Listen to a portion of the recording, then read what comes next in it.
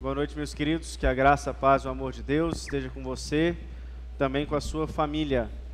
Nós vamos dar seguimento à nossa série de mensagens, a série chamada A Conquista, que é uma série no livro... Qual livro da Bíblia que é? Josué. Todo domingo eu pergunto, uma hora todo mundo está sabendo o nome da série e o livro da série. Falta ainda mais ou menos umas 15 mensagens, então vai dar muito tempo ainda de todo mundo se preparar para poder saber qual que é a série que nós estamos estudando, que é a série de Josué, a série A Conquista. Nós temos dado passo a passo com Josué, entrando na Terra Prometida, e nós demos um grande passo na semana passada, com uma grande conquista, e hoje nós vamos dar outro grande passo. Mas antes de dar esse grande passo, a gente precisa fazer uma reflexão sobre aquilo que é o tema central da nossa mensagem de hoje. O tema central do capítulo de Josué, o capítulo 11 que nós estamos lendo, que é um capítulo que fala muito sobre fé. É um capítulo especial sobre fé. Tanto que a mensagem de hoje é sobre a vida de fé que nós precisamos ter. E fé é um elemento essencial para qualquer pessoa. Qualquer um, sendo crente ou não crente, precisa ter fé. Na verdade, ninguém consegue viver sem fé. Por que você acredita fielmente que o sol vai nascer amanhã de manhã? Só pela fé, não tem nada que indique que realmente isso possa acontecer. Isso acontece todos os dias, mas hora nenhuma você ficou marcado que amanhã simplesmente pode o sol não aparecer. Mas a gente tem fé e a gente se prepara que às 6h30 da manhã, às 6 horas, o sol vai estar raiando. Qual que é o nome disso? O nome disso é fé. Inclusive para aquelas pessoas que não são crentes e que confiam excessivamente na ciência, e hora nenhuma eu vou dizer contra a ciência, muito pelo contrário, mas boa parte da ciência é feita a partir do quê? Fé. A matéria do Fernando chama Fé e Ciência, lá nos Estados Unidos? É, né? Fé e Ciência. Por que boa parte da ciência é feita de fé? Porque, veja bem, o método científico, ele se utiliza do que para poder ser produzido? Os nossos sentidos. Você usa visão, você usa audição, você usa tato. Você usa os sentidos para produzir ciência. Agora, quem garante que os sentidos naturais seus são a melhor maneira de interpretar o mundo ao seu redor? Porque se você pensar um pouco, nós cristãos dizemos exatamente o contrário, inclusive. Nós dizemos que os sentidos naturais não são a melhor maneira de interpretar. A melhor maneira é a Bíblia. A melhor maneira é aquilo que Deus diz, porque nós acreditamos que existe um mundo sobrenatural por trás desse mundo natural que não é alcançado pelos nossos sentidos. Você tem como, cientificamente, provar que a sua visão é a melhor forma de enxergar o mundo? Você não tem como provar. Isso é impossível de ser provado. Logo, o método científico, para você começar ele, você precisa de quê? Fé. Você precisa de acreditar que a melhor maneira de interpretar o mundo é por meio dos seus sentidos. Então, até mesmo o maior ateu de todos, que acredita ali na ciência fielmente, ele vai acreditar que os sentidos, e ele vai precisar de fé para isso, para acreditar que os sentidos é a melhor maneira de produzir uma ciência e um conhecimento. Tudo que você pensar na sua vida precisa de fé. E tem um texto bíblico que traduz bem aquilo que a gente pensa sobre fé. Projeta para mim Hebreus capítulo 11, verso 1. Acho que é um texto extremamente conhecido de todos. Hebreus 11, 1. Diz assim: Ora, a fé é a certeza daquilo que esperamos e a prova das coisas que não vemos. É exatamente isso que nós, ou na verdade até mesmo os ateus, pensam sobre fé. O que é fé? Fé é o elemento que me faz acreditar em algo que eu não estou vendo e de ter esperança em algo que ainda não aconteceu. Como, por exemplo, o sol nascer amanhã. Ele ainda não nasceu e eu espero que ele vá nascer. E, na verdade, todas as pessoas têm algum tipo de fé porque elas precisam disso para não surtar. Se o mundo não tivesse fé, o mundo, na verdade, era um grande colapso de gente surtando. Você já imaginou se todas as pessoas do mundo decidem se reunir e elas falam, realmente não existe a menor esperança para o mundo. Agora o mundo só vai daqui para baixo, ele só vai piorar, não existe nada que a gente possa fazer, nenhuma organização mundial pode resolver o nosso problema, nada do que a gente fizer para ajudar o próximo, tentando fazer pelo menos aqui dentro da minha casa, nada do que eu fizer vai adiantar. Vamos perder a fé, vamos perder a esperança. O que é virar o mundo? Um grande caos. As pessoas iam fechar dentro de casa e chorar.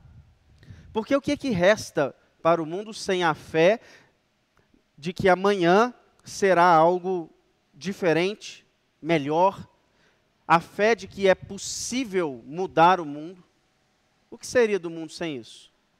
Caos, depressão, pessoas se matando, pessoas se trancando dentro do quarto. As pessoas só tentam mudar aqui o quadrado onde elas vivem porque elas acreditam que de alguma forma aquilo torna a sua vida ou o mundo melhor. Mas isso é pura fé, porque ninguém garante que a sua atitude pessoal transforme o mundo. Ninguém garante que uma organização mundial transformará o mundo. É uma esperança em algo que ainda não aconteceu, porque eu ainda não vi o mundo ser transformado, melhorado. E é uma fé em algo que você simplesmente não está vendo. Isso é fé.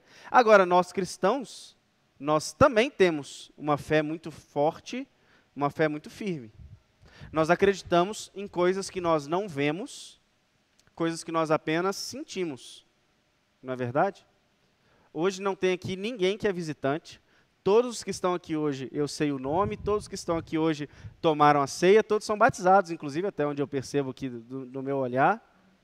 Todos nós que estamos aqui temos uma experiência real com Deus.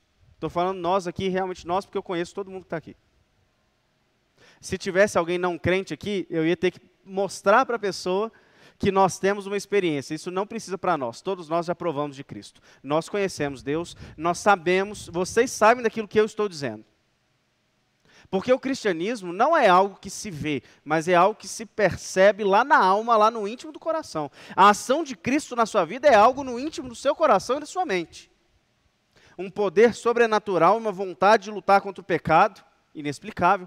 Uma alegria, um consolo inexplicável, a ação do Espírito Santo, inexplicável. Isso é o que nós vemos, isso é o que nós sentimos, isso é o que nós percebemos. A presença de Cristo enquanto nós cantamos aqui hoje. Por que que a emoção que nós sentimos no culto é diferente da emoção de uma pessoa no show? Qual que é a única coisa que nos faz acreditar que esse sentimento aqui é real pela presença de Cristo? É só a fé. Ninguém está vendo Cristo aqui. Nós acreditamos que isso que eu estou sentindo agora e você está sentindo agora, depois dessa ceia, em que o coração parece que é rasgado quando a gente se lembra daquilo que Cristo fez, nós acreditamos fielmente que isso é a ação do Espírito sobre nós. Mas ninguém aqui está vendo nada. Alguém pode olhar de fora e falar assim, não, vocês estão tomados de endorfina, dopamina e serotonina, e é isso que está acontecendo com vocês. Alguém de fora pode olhar e falar isso. E nós vamos dizer, não, nós estamos tomados de Cristo. Não é à toa que o apóstolo Pedro, em uma das suas cartas, ele fala de Cristo, a quem vocês não vendo, vocês amam. Naquele momento ninguém via Jesus mais, ele já tinha subido para o céu.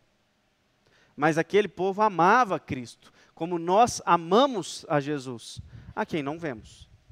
A única coisa que nos faz acreditar que aquilo que nós vivemos é real, chama-se fé. E se por um acaso, agora falando para crentes, mudando um pouco até do meu próprio esboço, já que eu planejei falar pensando em visitantes e hoje eles não estão aqui, mas pensando em nós que estamos aqui, se você não está sentindo o coração sendo rasgado pela presença de Cristo, talvez o elemento que esteja precisando ser fortalecido é qual? Fé. Porque nós passamos vacilações de fé. Nós passamos momento em que a fé é suprimida pela racionalidade. Eu estou há tanto tempo sem ver nada, eu estou há tanto tempo sem sentir nada, eu não percebo a presença de Cristo, e aí ao mesmo tempo isso vai alimentando a minha falta de fé, a ponto de que eu vou esfriando e esfriando espiritualmente. Na verdade, você deveria clamar a Deus pedindo o quê? Me dê mais fé. Afinal, a fé não é um dom de Deus, não é Deus quem nos dá a fé. Se você tiver uma fé do tamanho de um grão de mostarda, você tem fé suficiente para falar, Deus, me dá mais fé. Eu quero a mesma percepção dos meus irmãos. Eu quero o mesmo poder do Espírito dos meus irmãos ao meu redor. A igreja não foi feita para ser apática. A igreja não foi feita para ser algo em que você não percebe a presença de Cristo. Quem disse isso está mentindo. A igreja é para ter a presença real de Cristo invadindo o nosso coração. Mas às vezes a falta de fé na presença real de Cristo não nos faz perceber que Cristo está aqui. Quantas pessoas você conhece que entram e saem da igreja e simplesmente não percebem a presença de Cristo? Elas estão atentas em tanta coisa, ao quanto o louvor foi bonito, ao quanto o pregador é bonito, ao quanto a ceia foi boa, mas eles não percebem a presença de Cristo. Eles percebem que o Pereira raspou a cabeça e não percebem a presença de Cristo.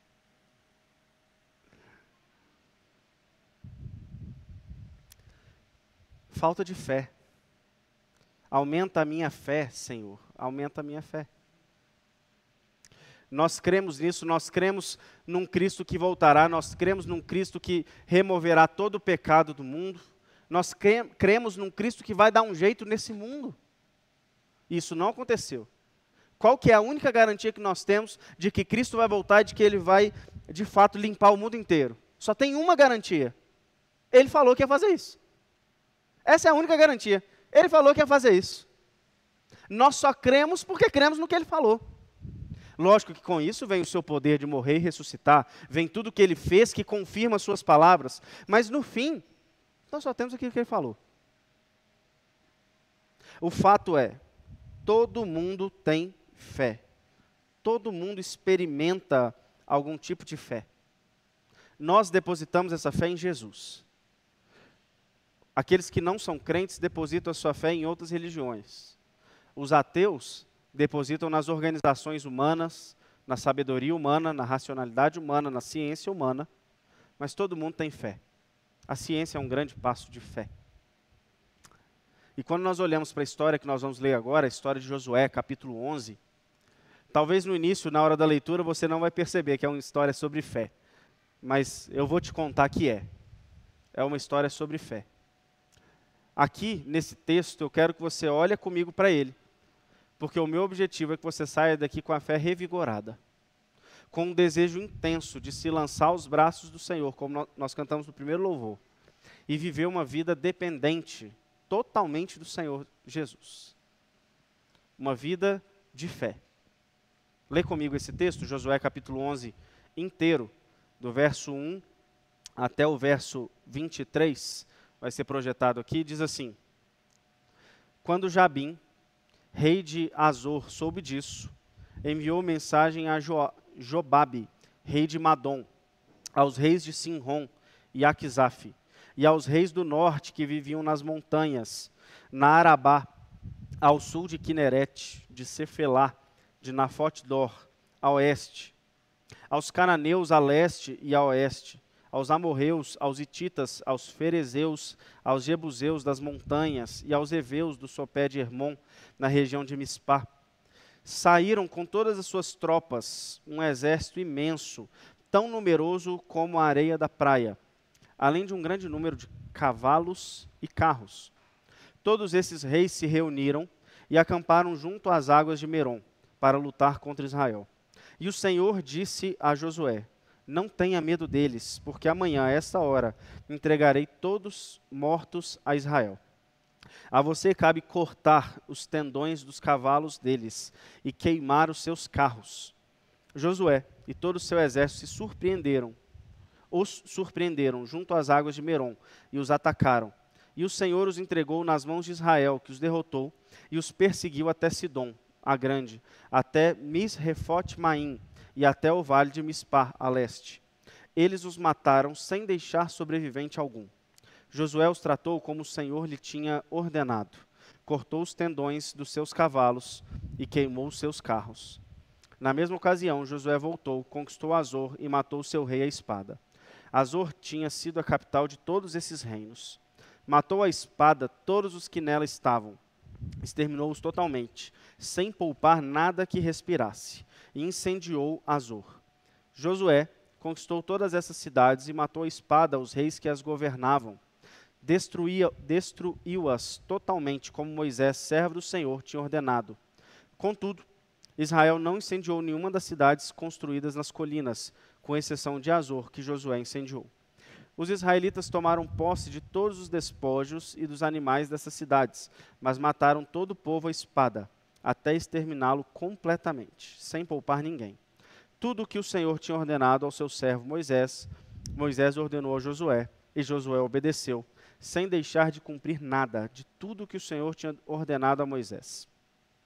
Assim Josué conquistou toda aquela terra, a Serra Central, todo o Neguebe, toda a região de Gósen, a Cefelá, a Arabá, e os montes de Israel e suas planícies, desde o monte Alaque, que se ergue na direção de Seir, até Baal-Gade, no vale do Líbano, no sopé do monte Hermon.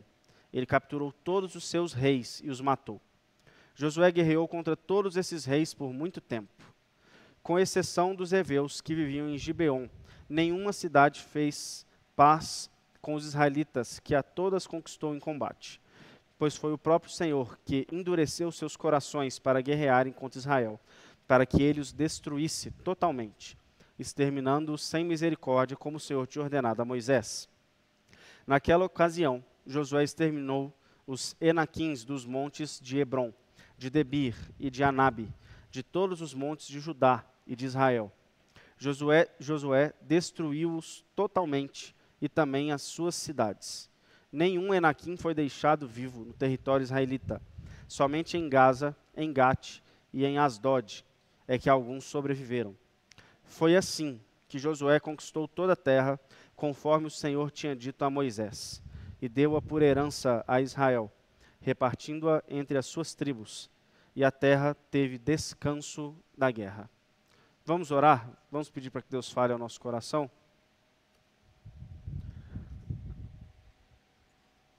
Pai querido, nós oramos ao Senhor, clamando que o Teu Santo Espírito seja enviado a nós, para nos dar fé. Fé em Cristo Jesus, o nosso Senhor. Fala conosco por meio da Tua palavra, em nome de Jesus. Amém. O que nós vimos no capítulo anterior, capítulo 10? No capítulo 10 nós vemos Josué conquistando toda a parte sul e a serra central daquela terra que havia sido prometida. Só que uma coisa muito interessante dessa campanha de Israel é que foi numa única campanha, numa tacada só, Josué conquistou o norte e o centro. Ali ficou marcado, na última reflexão que fizemos na semana passada, ficou marcado que Josué conseguiu perceber e descobrir até onde ele podia ir com Deus. Ou seja, para Deus não tinha limite. Nós tínhamos 5 reis contra Josué. Ele poderia simplesmente sair correndo dos 5 e falar assim, eu vou 1 contra 1. Depois eu vou pegando 1 por 1 e falar assim, de jeito nenhum, tenho 5, eu vou contra os 5. Porque Deus virou e falou assim, eu entreguei todo mundo na sua mão, Josué pega e vai contra todo mundo. 1 contra 5. E aí, numa única campanha, de uma só vez, ele passou o norte inteiro. Foi até a serra central da terra prometida. Até onde nós podemos ir com Deus? Essa é uma pergunta do capítulo 10. E a resposta é, com Deus não existe limite. Com Deus não existe barreira. Aquilo que Deus quer que nós conquistemos, é possível ser conquistado. Aquilo que Deus não quer que a gente conquiste, simplesmente se torna impossível de ser conquistado. De modo que aquilo que a gente conquista ou deixa de conquistar, não depende de nós, mas depende exclusivamente do poder de Deus. Se Deus quiser que seja conquistado, vai ser conquistado. Se Deus não quiser, não vai ser conquistado. Algumas cidades foram tomadas em 7 dias, como Jericó, rodeando, gritando, enquanto uma porção inteira da terra foi de uma vez só. Quem é que faz com que a expansão seja rápida, devagar? É Deus, é na hora de Deus, é no momento de Deus. E é no poder de Deus. E agora, fechando todo o reino do sul e da Serra Central, nós vemos o reino do norte, ou melhor, a porção norte e suas cidades fortificadas, querendo também se juntar contra Josué, igual o sul tinha feito, que foi o que a gente leu no início desse capítulo. Esse povo já passou igual um trator no norte, já passou no sul, já passou igual um trator no centro, estão chegando no sul, nós vamos se unir, nós vamos parar eles. E aí eles se reúnem ali para poder lutar contra Josué. O que Deus fala a Josué? Não precisa ter medo. Eu estou entregando todo mundo nas suas mãos. Não precisa ter medo, Josué. O que Josué fez? Vai lá e luta contra todo mundo. E vence todos. Aí Deus só dá uma única ordem para Josué, que é onde inclusive reside a parte mais central da história. É a ordem que Deus dá para Josué. Qual que é? Corta o tendão do cavalo e queima os carros.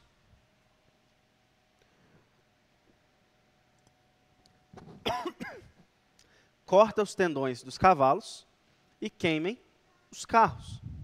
Percebam que até então, os exércitos que lutaram contra Israel, hora nenhuma você vê carros, cavalos e cavaleiros sendo citados. Talvez o reino do sul era um reino muito mais, ou o reino do norte, a porção norte, era muito mais equipada do que a porção sul. Porque agora nós temos, além de um grande e numeroso exército, como é citado, aparece carros e cavalos.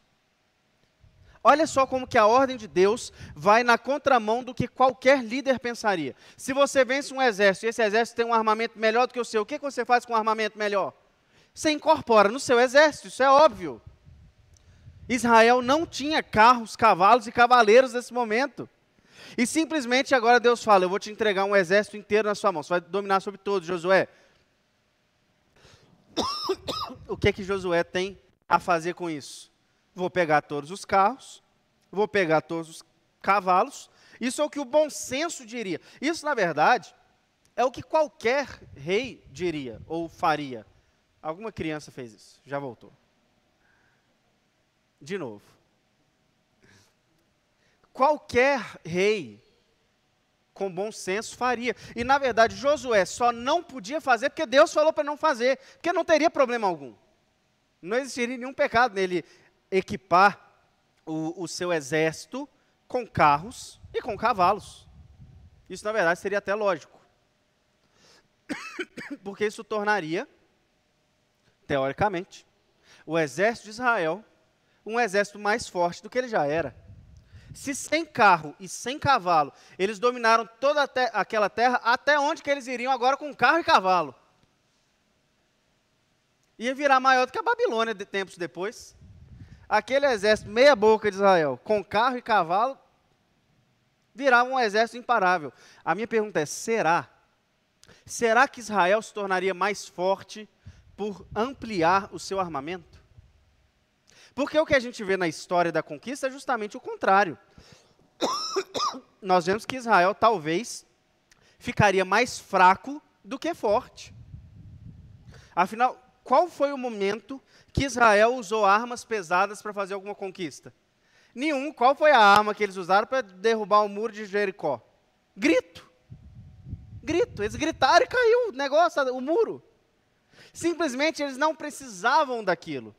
Eles precisavam exclusivamente do poder de Deus. E só, mais nada. Talvez a incorporação de armas faria com que o exército de Israel se tornasse mais fraco.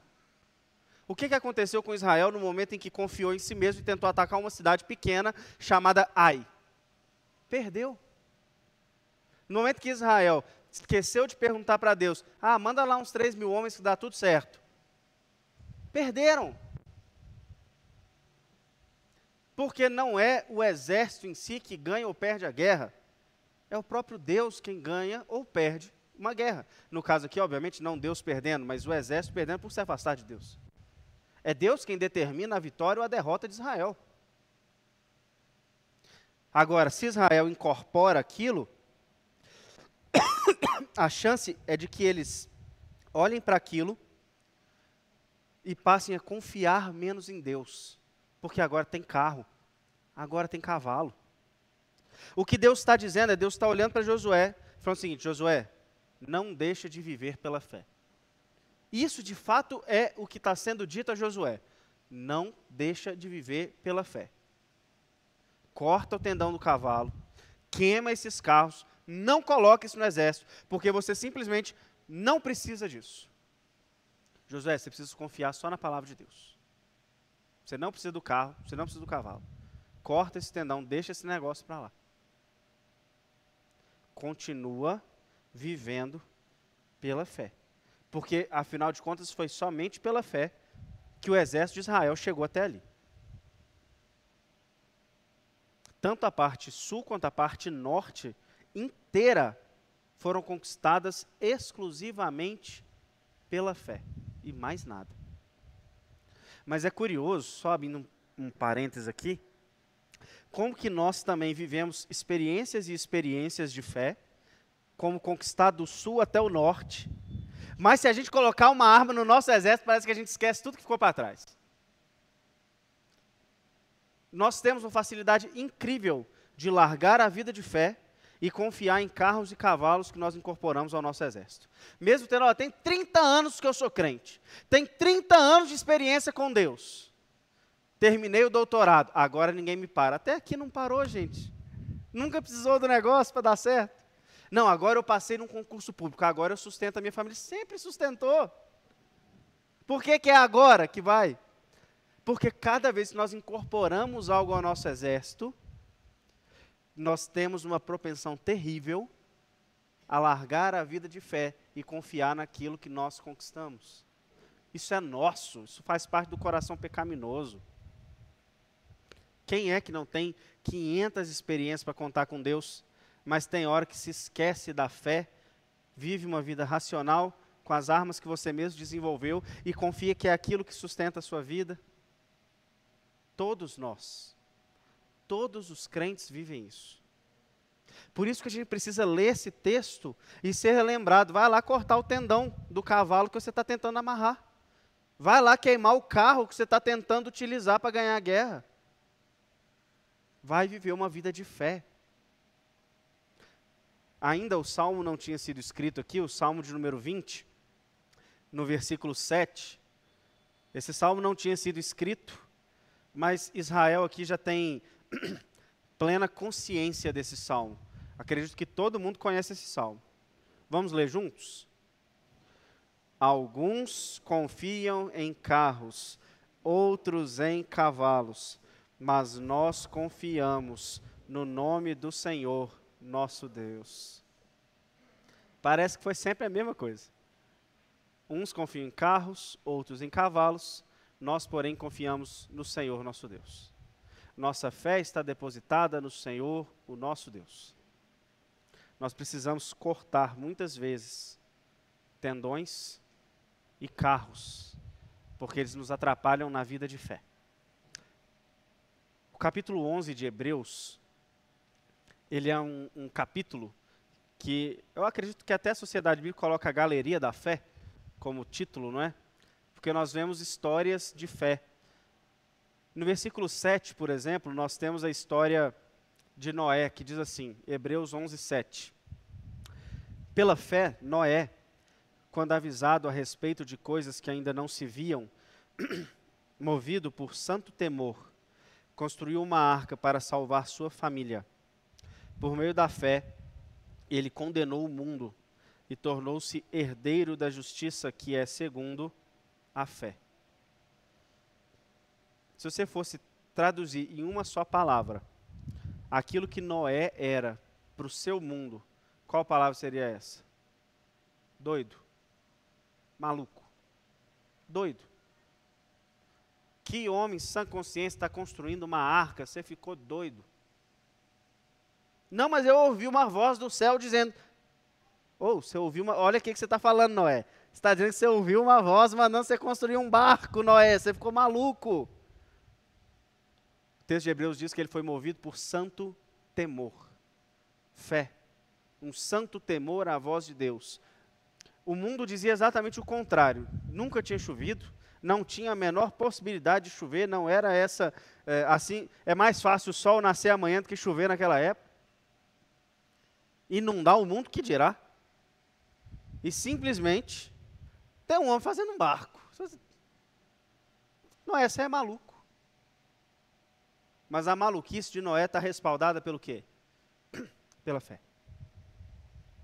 Você acha que o mundo te enxerga como, Priscila? Você é doida. Você é doida.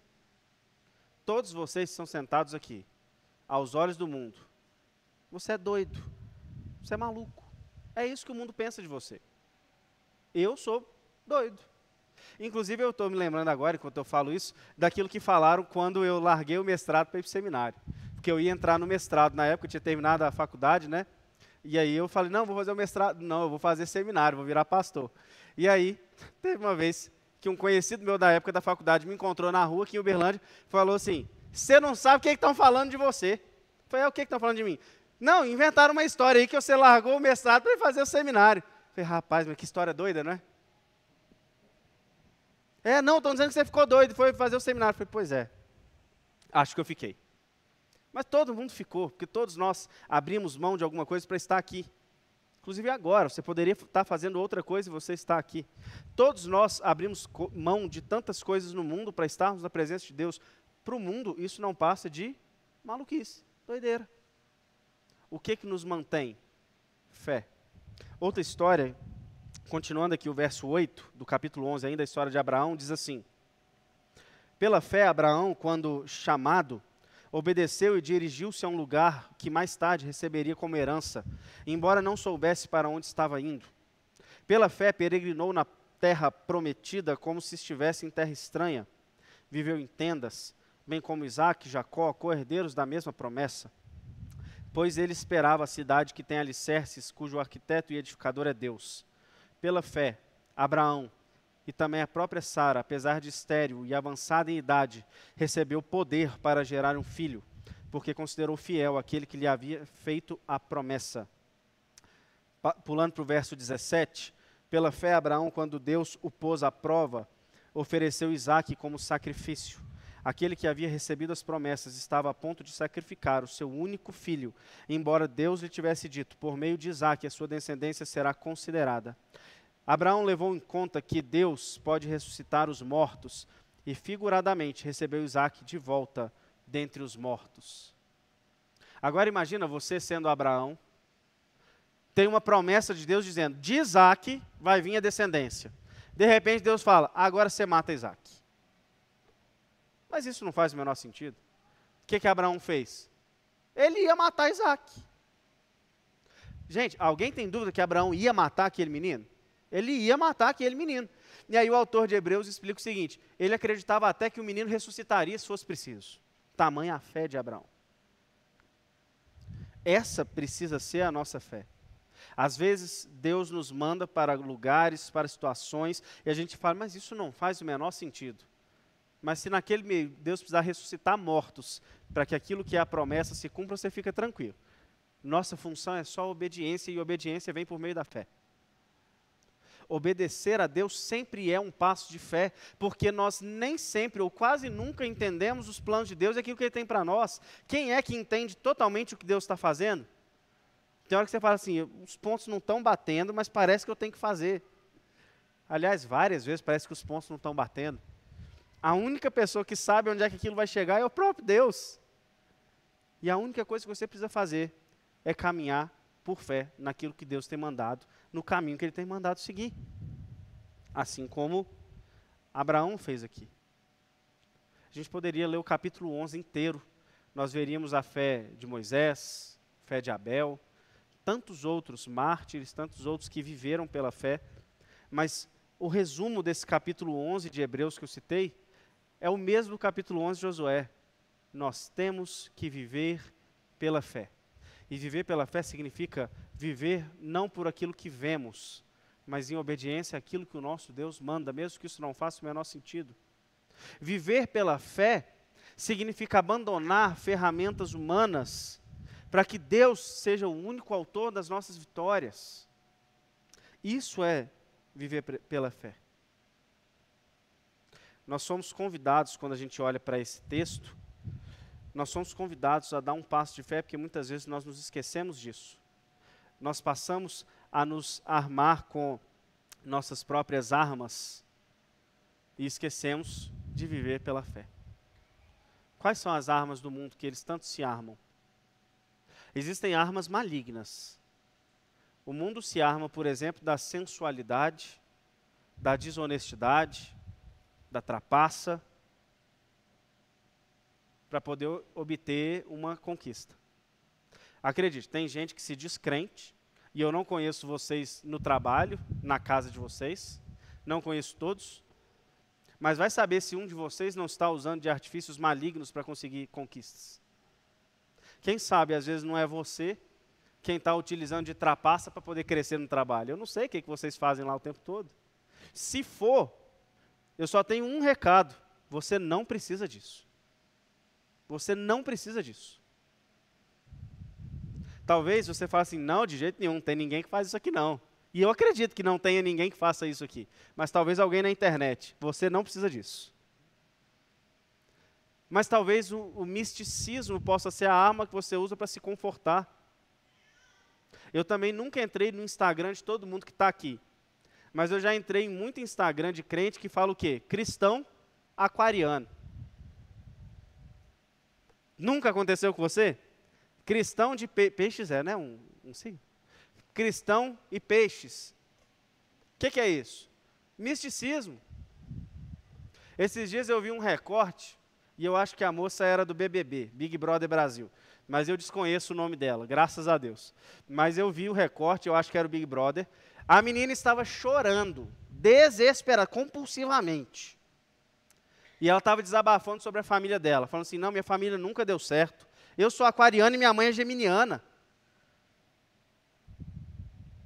Olha, se não tivesse sendo gravado, eu ia falar o seguinte, cria vergonha na cara, né? Pena que está sendo gravado. Senão eu ia falar o seguinte, vai você resolver os seus problemas com a sua família? Vai ficar colocando culpa em misticismo em si? Não tem dó. Mas tem gente que se esconde, isso vira uma arma. A pessoa confia nisso, ela fala assim, tia, eu vou conseguir esse emprego porque eu sou taurino, e taurino, nem sei se é assim que é o taurino. O taurino vai para frente, ele avança no mundo. Tem gente que confia. Você não precisa disso, isso não vai te levar a lugar nenhum. Misticismo. Para não dizer que tem gente que confia em misticismo gospel. Não é não? Desculpa para quem está sendo gravado, mas esses dias, tinha uma pessoa visitando na minha casa, e eu olhando lá, querendo comprar a casa, a visitante disse assim, não sou, abre a Bíblia aí e vê o que é que Deus fala. É uma prática muito comum no meio pentecostal. Abre a Bíblia aí agora e vê o que é que Deus fala. Qual que é o nome disso? Misticismo. Você não precisa disso não. Você não precisa disso não para ouvir a voz de Deus. Misticismo gospel. Pessoa que vem na igreja e fala assim, olha só, mas Deus não deu uma profeciazinha para mim. Mas tem uma profecia inteira em Josué 11 que eu estou falando há meia hora. Qual que é o nome disso? Misticismo gospel. Você não precisa disso. Qual que é a única coisa que você precisa? A fé no poder de Deus. Essa é a única coisa que você precisa. Fé no poder de Deus. Não precisamos de misticismo. Não precisamos de armas malignas. A gente só precisa de confiar na palavra de Deus. A gente só precisa da sensibilidade para a direção do Espírito. Porque tem hora que nós não paramos para orar, meditar, pedir conselhos, esperar para que a paz de Cristo seja o árbitro nos corações e sabermos se aquele é o caminho. A gente também não dá tempo, às vezes, para o Espírito falar, sondar o nosso coração, né? Mas no momento em que a gente faz, nós só precisamos da fé na direção de Deus e no poder de Deus. Essa é a única coisa, de fato, que nós precisamos. Eu quero destacar 2 versículos dentro do texto que nós lemos. O versículo 9 diz assim, Josué os tratou como o Senhor lhe tinha ordenado, cortou os tendões dos seus cavalos, queimou os seus carros. Verso 15 diz, tudo que o Senhor tinha ordenado ao seu servo Moisés, Moisés ordenou a Josué, e Josué obedeceu, sem deixar de cumprir nada de tudo que o Senhor tinha ordenado a Moisés. E isso culmina no último verso. Foi assim, assim como, por meio da fé. Foi assim, confiando em Deus e obedecendo a Deus.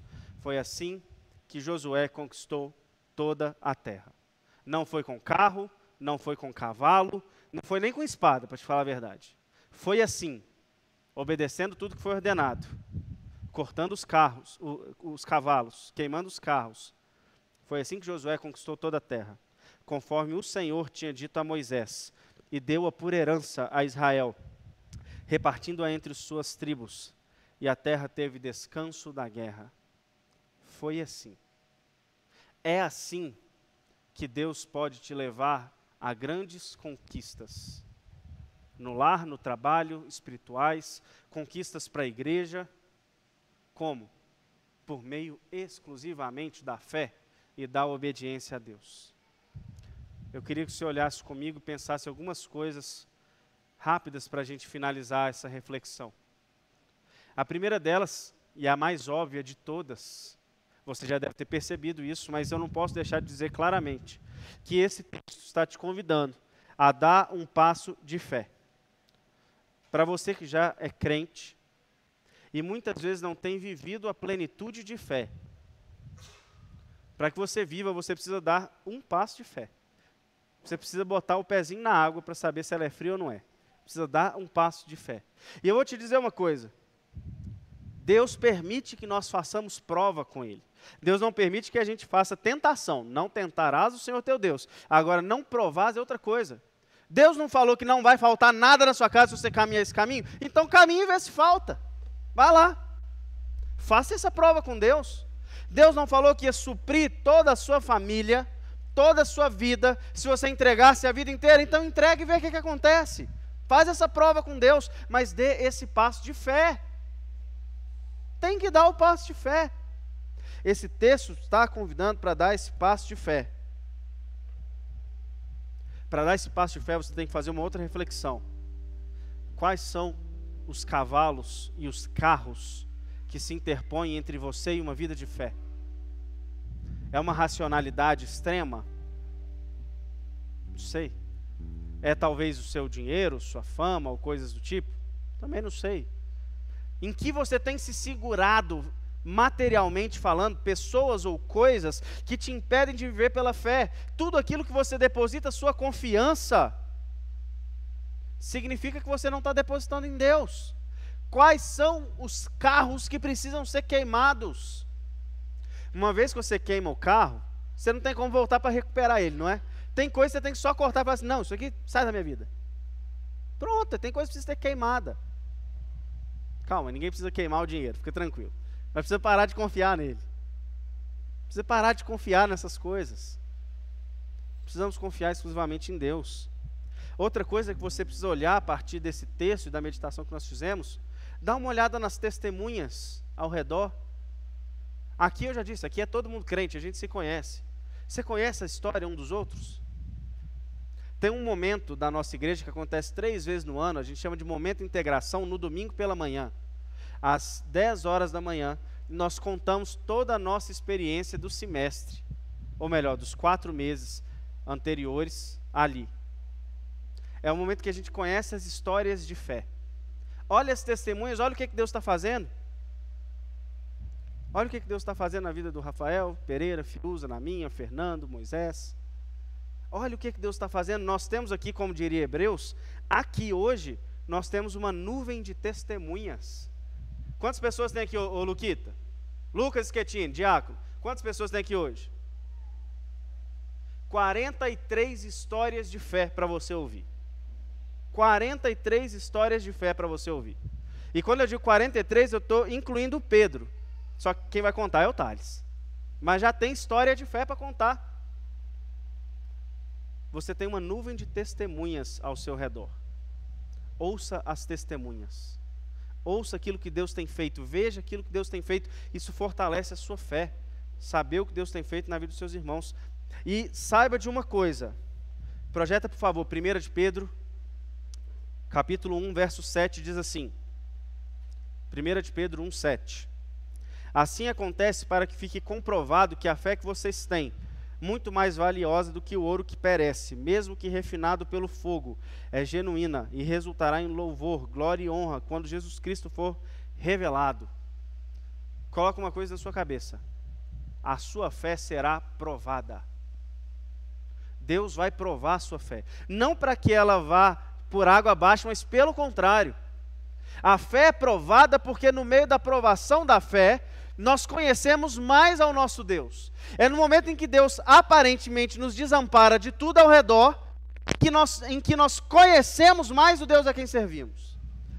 Na hora que nós olhamos, fala o seguinte: olha, eu não tenho dinheiro para poder resolver esse negócio. Deus vai lá e resolve. Olha só, eu não tenho nenhum amigo ao meu redor para poder falar. O Espírito vem e nos enche com uma amizade.